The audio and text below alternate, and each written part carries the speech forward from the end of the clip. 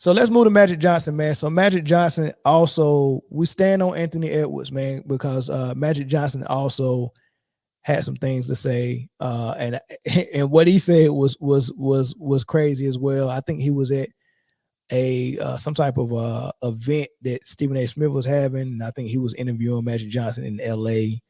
And he was asking him all types of questions about Kobe, questions about Jordan, the GOAT debate, LeBron.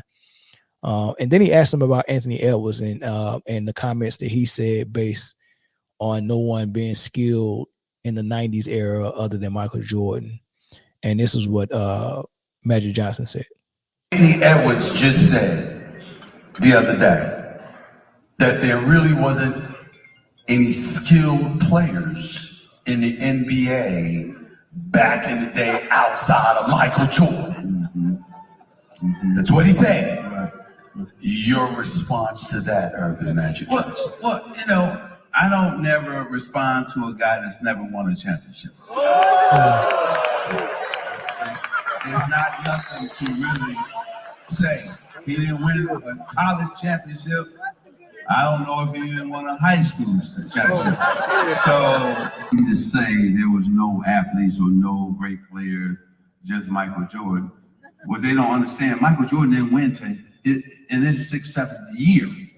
So I guess it was some great players before Michael Jordan. But like I said, I love him. I love his smile. I love his game, Anthony Edwards. But you gotta achieve something before you can start making big statements like that. If I'm him, I'm just saying, you know what? We had a great run. We won the gold medal.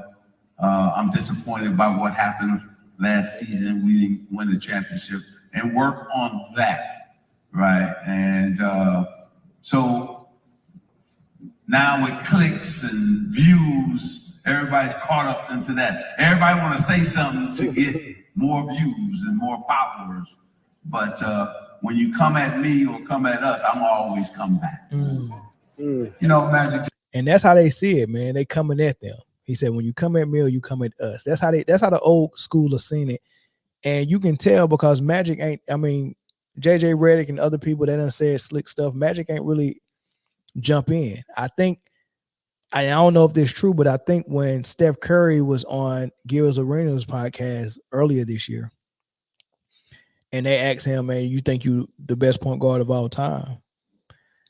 And Steph was like, yeah, right. And then, that set the internet on fire, and everyone was talking about that for days.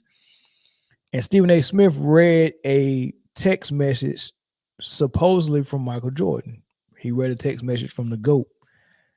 Well, the GOAT was like, and mind you, he don't really speak out like that. So for him to send this text message, and according to Stephen A. Smith, he said, yes, you can read it on the air. Basically, Michael Jordan was saying, man, I disagree. Magic is the greatest. Isaiah is right behind him. He pretty much was saying that, man. So in order for Mike to speak out, it really got to bother them the way that the guys after them are treating this whole thing of ours that they call this whole fraternity of theirs, right? They don't like it for Mike to speak out. And then now you got Magic speaking out. We had Jerry West speak out against JJ Redick last year. Which one of the Celtics is still alive? It might be Bob Cousy. Bob Cousy spoke out against JJ Redick. Michael Cooper spoke out against JJ Redick when he disrespected Larry Bird. Like nobody is exempt. They done disrespected Larry Bird. JJ Redick did. Dominique Wilkins spoke out against JJ Redick. So many people was pissed. Draymond Green disrespected Cornbread Maxwell, who calls games for the Celtics. Draymond Green went on his podcast, disrespected him. Right? It's unreal, man. Now you disrespecting Magic by Steph Curry. Steph Curry disrespected him, and now Anthony Edwards disrespecting him the whole entire era, right? So Magic is speaking out, and I think they sick of it, right? They about to squash him. They the OGs, right? They should be lucky that they wasn't saying nothing before. They was just letting them talk. Now they about to step in. they can shut this whole thing down for them, right? They can really shut it down. And the reason why I say that this was the kiss of death, because it was really sweet and gentle the way he did it.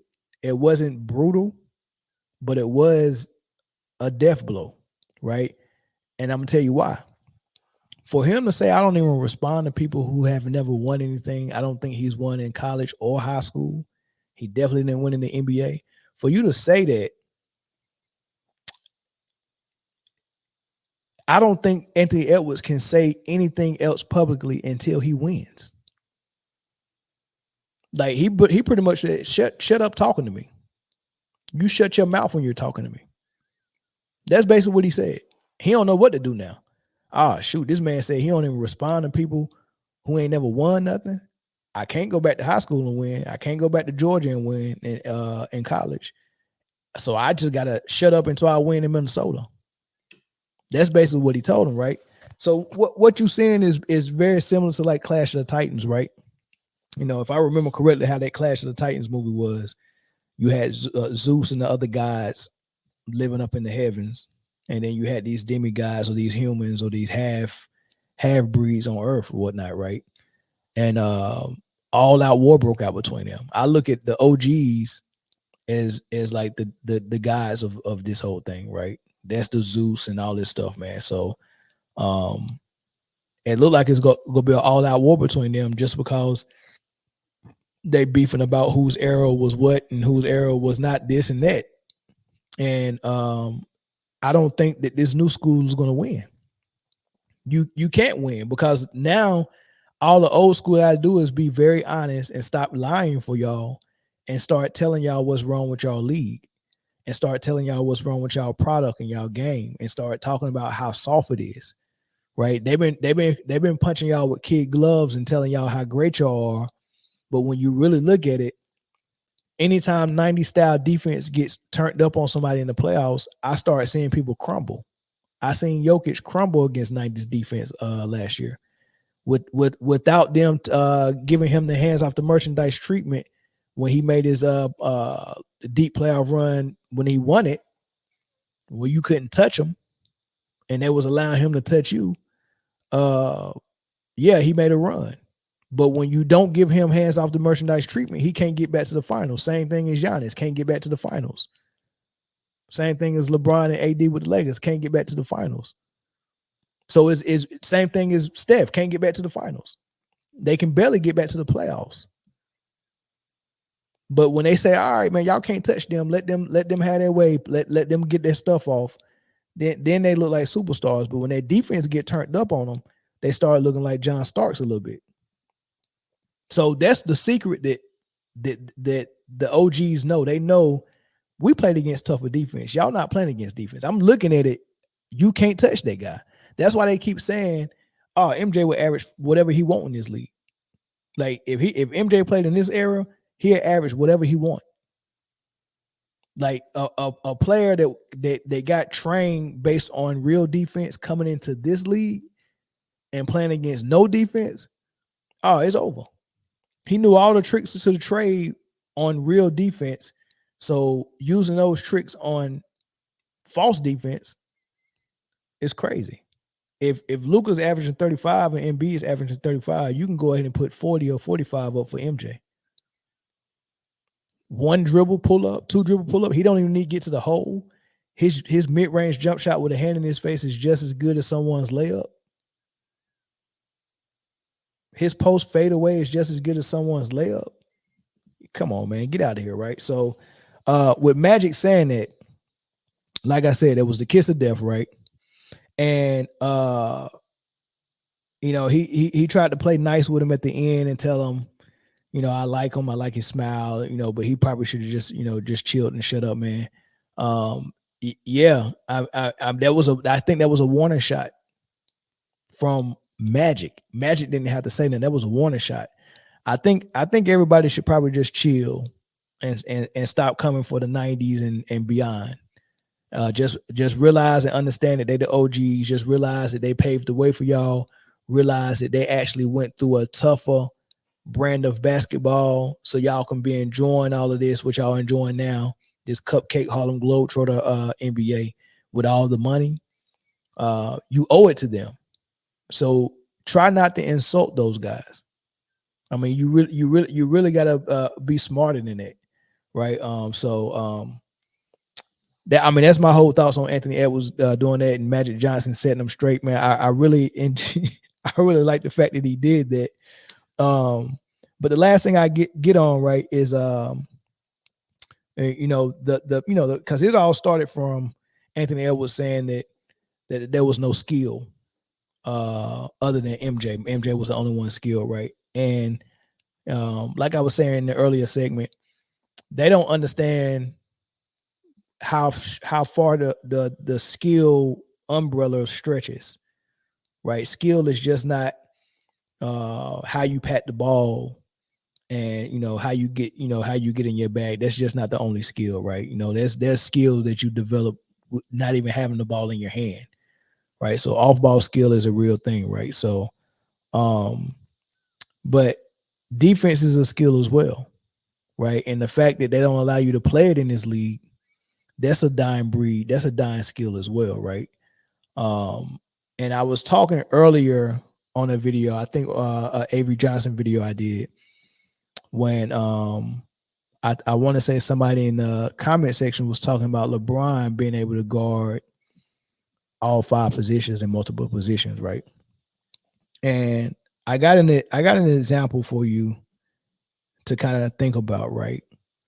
I want you to think about a car.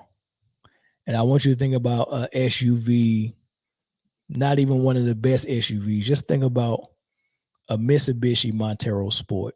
I used to like those in high school. I wanted one, a Montero Sport.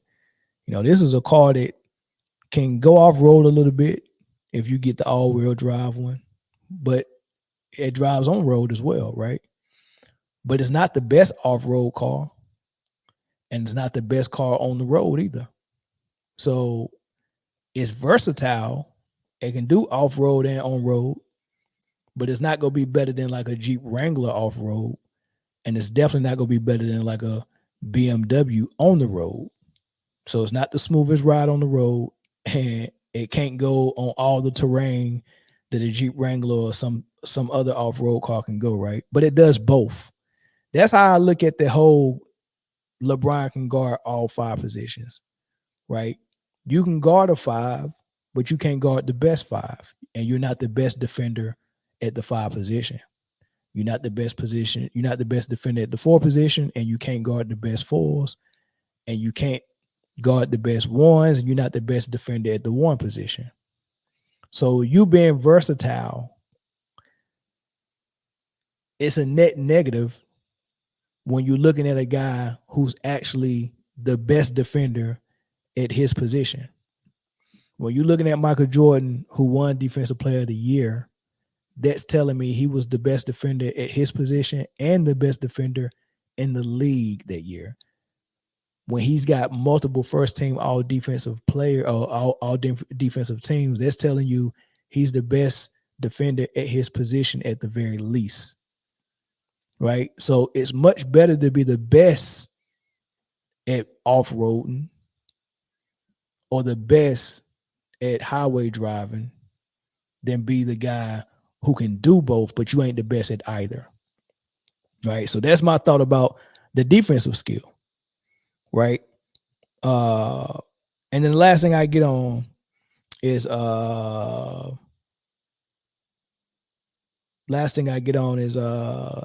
it.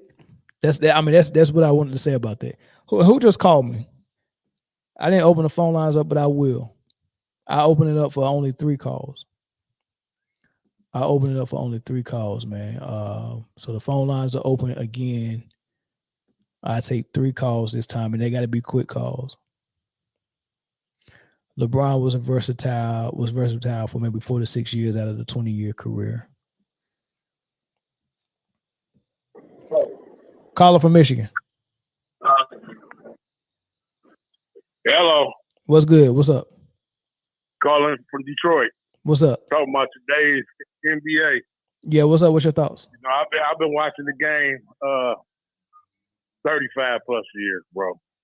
I watched it in the 80s, I watched it in the 90s, and I watch it now. You know, the game now is really some trash. You know, they just shooting a bunch of threes. They're not playing no defense. Guys got no mid-range game. No post. Big guys don't know how to play in the post with their back to the basket. It's really just specialized guys. You got a bunch of guys with, not great shooters, but everybody's average 3-point shooters. They can't even the game of the stop and pop. You know, when guards used to come and shoot the ball from the free throw line, they said if you couldn't come down on a fast break and pull up from the free throw line and hit that consistently, that was called a layup back in the day. Mm-hmm. These guys can't even do that now. No. They all trying to do a runner in the lane, which nobody's consistent with that. Nobody has a short jumper. And the All-Star game is ridiculous. They might as well just shut that down. Yeah. Yeah. And that's crazy. And that's what football did with the Pro Bowl, man. It just got so bad, man. But that'd be horrible, man, for this era, for defense to die, for ratings to die, for the All-Star weekend to die, for the dunk contest to die, for the post game to die, for positions to die, for all those things to die in this era.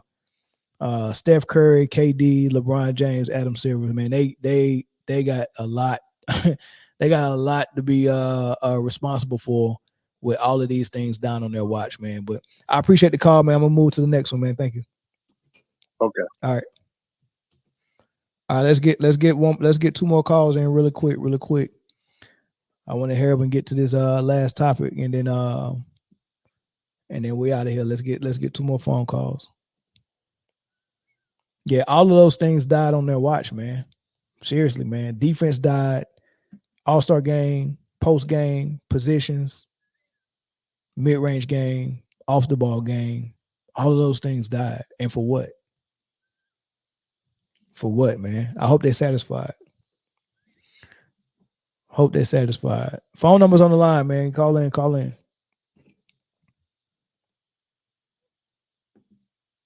Or we can move.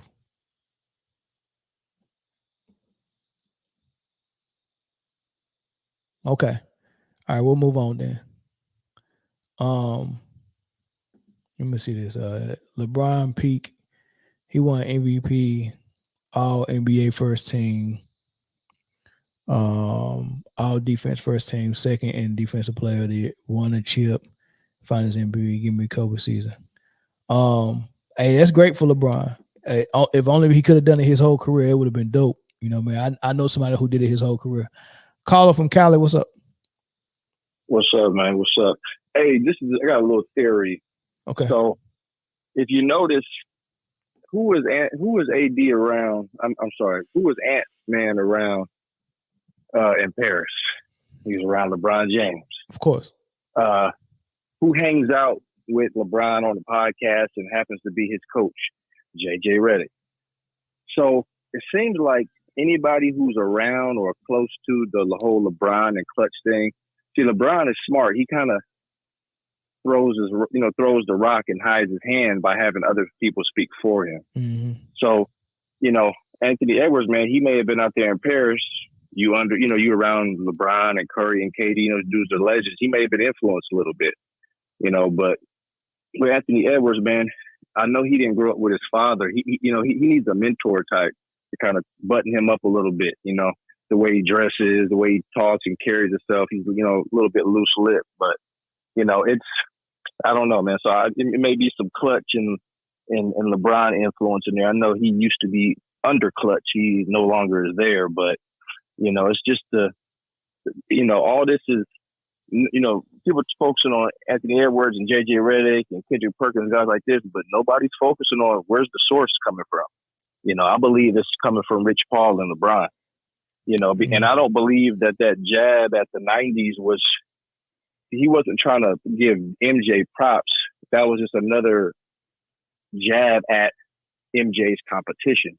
Correct. So really, he wasn't complimenting MJ. He was actually feeding into that. Oh, MJ is not as great as we think he is, or as great as we've been told he is, because he ain't played nobody. Correct. Yeah. So just a little theory. You know what I'm saying? We can't prove it, but I think a lot of this comes from LeBron and Clutch, man. So it's just the whole NBA is just becoming real toxic. You know, day by day, month by month, it's just getting real toxic. So hopefully there'll be some change, and hopefully Magic checking them, you know, will kind of let other people see, like, okay, the OGs are going to start speaking up. Because when you got Magic is like that's NBA royalty. You know what I'm saying? He's not on Jordan's level, but he's up there. When Magic come out and say something against a current young player, now they let me know, like, okay, the young bucks got to chill out a little bit. So hopefully we'll see a change, man. All right, thanks for the call. All right, no problem. Yeah, he right. Nino Jackson said, how much do you think the spread offense played a part in how hard it is to play defense in small ball?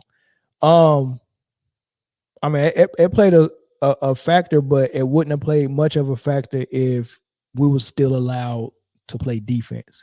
Because if I can put my hands on you, that spread offense is just like me playing one-on-one, right? If I'm playing you one-on-one and I can stop you playing one-on-one, I should be able to stop you in the NBA game. The only reason why I can't stop you in the NBA game because the rules say I can't out-muscle you if I'm bigger than you. I just have to let you cook me, and I have to try to play your game if you're a small, quick guy, and I'm a big, strong guy. I have to play your game and try to be small and quick with you, right? I can't use my advantage against you and see which one wins, right? So I don't think the spread offense would make that much of the difference if defense was if they turn the defensive sliders back up, because it's just like what you see in FIBA play. They run a spread offense out there in FIBA too, but that physicality kind of neutralizes it, right? So that's how that is.